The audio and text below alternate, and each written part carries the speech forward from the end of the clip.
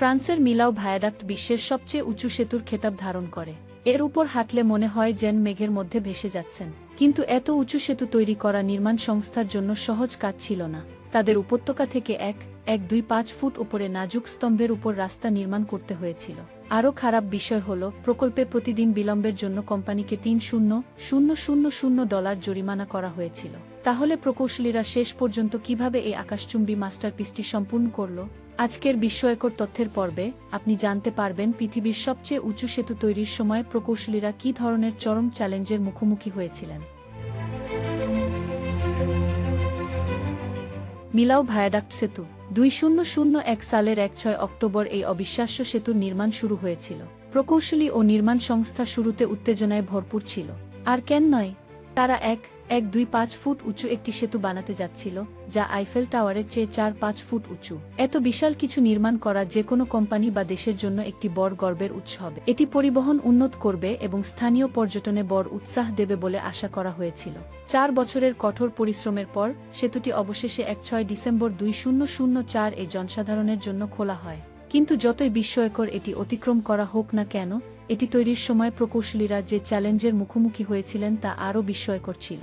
এই সেতুটি নির্মাণের মোট খরচ ছিল €3.94 মিলিয়ন। এটি কোনো শান্ত, আরামদায়ক জায়গায় তৈরি হয়নি, এটি ভূমিধস ও তীব্র বাতাসে আক্রান্ত পাহাড় ও জঙ্গল অতিক্রম করে। তবুও ফ্রান্সের মিলাও শহরে এই সেতু নির্মাণ ট্রাফিক কমাতে একেবারেই প্রয়োজনীয় ছিল। ছুটির মৌসুমে স্পেন থেকে ফ্রান্সে পর্যটকের সংখ্যা নাটকীয়ভাবে বৃদ্ধি পায়। অবশেষে এই দুই দেশ একটি সাধারণ সীমানা ভাগ করে, এবং যেহেতু অধিকাংশ পর্যটক সড়কপথে ভ্রমণ করে, মিলো যানজটে শ্বাসরুদ্ধ হয়ে পড়ে। এই শহরটি একটি উপত্যকার ঠিক মাঝখানে উঁচু পাহাড়ে বেষ্টিত। ফরাসি সরকার পর্যটকদের যানজট কমাতে প্যারিস এবং স্পেনের মধ্যে সরাসরি একটি মহাসড়ক নির্মাণের সিদ্ধান্ত নিয়েছে। শুরুতে মহাসড়ক প্রকল্প মসৃণভাবে এগোচ্ছিল, কিন্তু মিলোতে পৌঁছানোর সাথে সাথেই ব্যাপার জটিল হয়ে গেল, কারণ এই শহরটি সম্পূর্ণভাবে খাড়া পাহাড়ে বেষ্টিত। এর মধ্য দিয়ে একটি সরাসরি রাস্তা তৈরি করা প্রত্যাশার চেয়ে অনেক বেশি কঠিন হয়ে পড়েছিল। শহর এবং জঙ্গল পার হতে হলে একটি সেতু তৈরি করতে হয়েছিল, এবং এটি মিলো পাহাড়ের মতোই উঁচু হতে হবে। যদিও প্রকল্পটি 1980 এর দশকে শুরু হয়েছিল, কোনো নির্মাণ সংস্থা এত উচ্চতায় নির্মাণের দায়িত্ব নিতে রাজি ছিল না। বেশিরভাগ সংস্থা মনে করেছিল যে ভূমিস্খলন এবং ঘণ্টায় 150 কিমি গতির বাতাসযুক্ত এলাকায় সেতু নির্মাণ করা অত্যন্ত ঝুঁকিপূর্ণ। তার উপর এত উঁচু সেতু ভেঙে পড়া বা বিচ্ছিন্ন হওয়ার গুরুতর ঝুঁকি বহন করত। ফলে নির্মাণ কাজ বহু বছর ধরে স্থগিত ছিল। কিন্তু যখন ফ্রান্সে যানজট সীমা অতিক্রম করতে শুরু করল, ফরাসি সরকার 2000 এর দশকের গোড়ায় সাহসী পদক্ষেপ নিল। তারা সেতুটি নির্মাণের সিদ্ধান্ত নিল।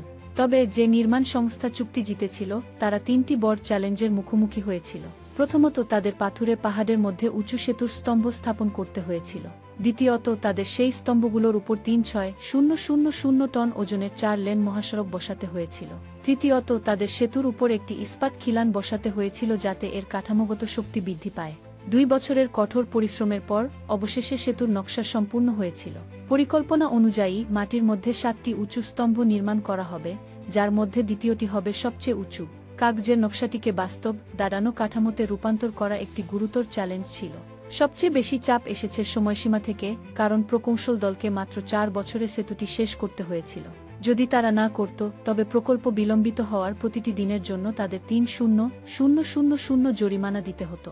নির্মাণ শুরু হওয়ার সাথে সাথে ভূতাত্ত্বিকরা একটি শিহরণ জাগানো আবিষ্কার করেছিলেন: পাহাড়ের ভিত্তির গভীরে লুকানো ফাটল।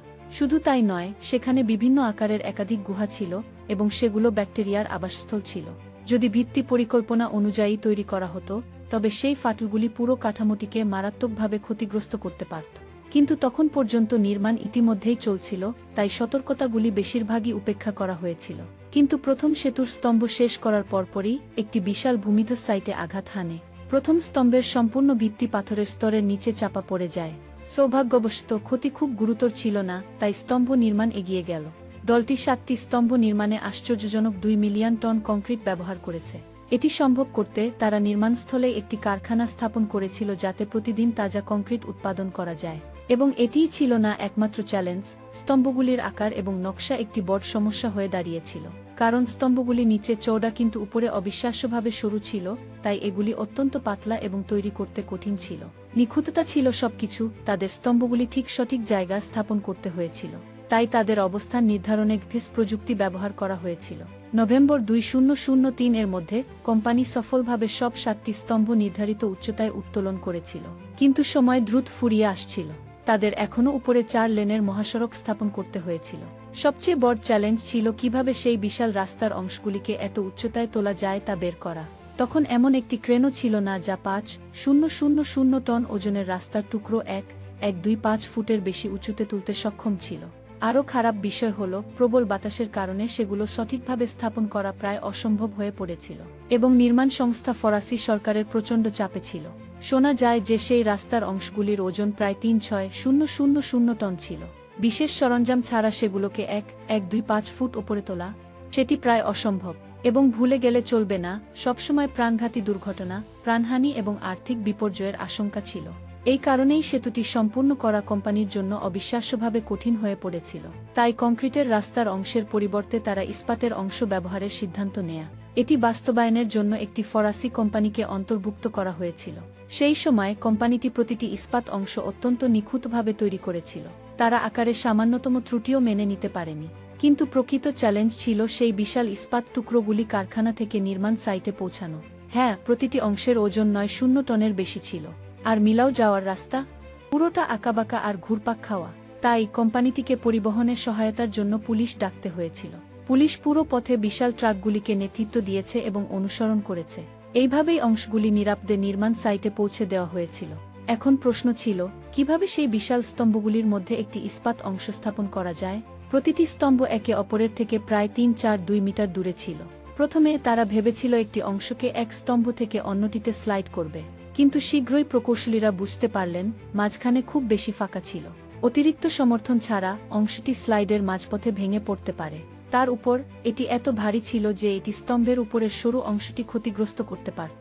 মনে রাখবেন, স্তম্ভগুলি নিচে চওড়া কিন্তু উপরে খুবই সরু ছিল। রাস্তার অংশগুলি স্তম্ভের উপরে রাখতে প্রকৌশলীরা একটি সম্পূর্ণ নতুন পদ্ধতি উদ্ভাবন করেছিলেন। তারা কংক্রিটের স্তম্ভগুলির মাঝে অস্থায়ী ইস্পাত স্তম্ভ স্থাপন করেছিল রাস্তার বিশাল ওজন সহ্য করতে সাহায্য করার জন্য। তারপর একটি হাইড্রোলিক ড্যাম সিস্টেম যুক্ত করা হয়েছিল যাতে রাস্তার অংশগুলি সামনে ঠেলে নিখুঁতভাবে স্থানে লক করা যায়। নির্মাণকর্মীরা পাহাড়ের উভয় প্রান্তে অবস্থান করেছিল। তাদের চোখের সামনে এই পরীক্ষা প্রথমবারের মতো ঘটতে দেখল।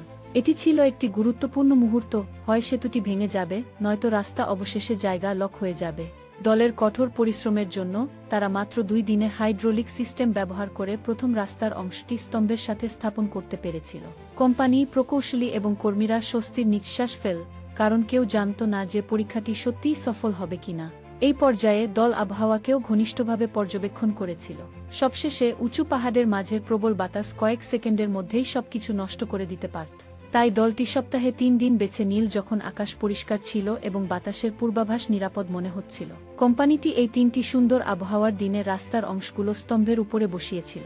অন্য সব দিনে তারা হাইড্রোলিক সিস্টেমটি পুনঃস্থাপন করত যাতে এটি পরবর্তী স্তম্ভ সেটের সাথে সামঞ্জস্য হয়। মাসের পর মাসের সঠিক এবং কঠিন পরিশ্রমের পর সেতুর সব অংশ সফলভাবে স্থাপন করা হয়েছিল। কিন্তু শেষ অংশটি নদীর উপর যেতে হবে এবং এটি নিখুঁত হতে হবে। এখানে একটি ছোট ভুল মানে হতে পারে পুরো সেতু নির্মাণ আবার শুরু করতে হবে। কিন্তু প্রকৌশল দল এটি এতটাই সঠিকভাবে সম্পাদন করেছিল যে শেষ অংশটি পুরোপুরি জায়গায় বসে গিয়েছিল। এই বিশেষ অনুষ্ঠানে ফ্রান্সের প্রেসিডেন্ট নিজে নির্মাণ সাইটে উপস্থিত ছিলেন। যখন সেতুর শেষ অংশটি যুক্ত হয়েছিল, তিনি উদযাপনের জন্য এক বোতল শ্যাম্পেন খুলেছিলেন। পুরো উদযাপনটি ফরাসি সংবাদ চ্যানেলে সরাসরি সম্প্রচার করা হয়েছিল। এভাবেই 4 বছরের কঠোর পরিশ্রমের পর বিশ্বের সবচেয়ে উঁচু সেতুটি সম্পূর্ণ হয়েছিল। কিন্তু রাস্তা যুক্ত হওয়ার পরও দলটিকে স্টিলের তার বসাতে, কংক্রিটের পৃষ্ঠ তৈরি করতে এবং ছোটখাটো নির্মাণ কাজ শেষ করতে আরও 6 মাস লেগেছিল। অবশেষে 6 ডিসেম্বর 2004 সেতুটি আনুষ্ঠানিকভাবে জনসাধারণের জন্য খোলা হয়েছিল। এই প্রকৌশল বিস্ময়ের কারণে ফ্রান্স এবং স্পেনের মধ্যে ভ্রমণ আগের চেয়ে দ্রুত এবং আরও সুবিধাজনক হয়ে উঠেছে। আশা করি আপনি আজকের ভিডিওটি উপভোগ করেছেন। মন্তব্যে আমাদের জানান আপনি এ সম্পর্কে কি ভাবছেন। যদি আপনার ভালো লেগে থাকে, লাইক বোতাম টিপতে ভুলবেন না। এটি আপনার বন্ধুদের সাথেও শেয়ার করুন। আর যদি আপনি এরকম আরও ভিডিও চান, তবে অবশ্যই আমাদের চ্যানেল সাবস্ক্রাইব করুন। দেখার জন্য ধন্যবাদ।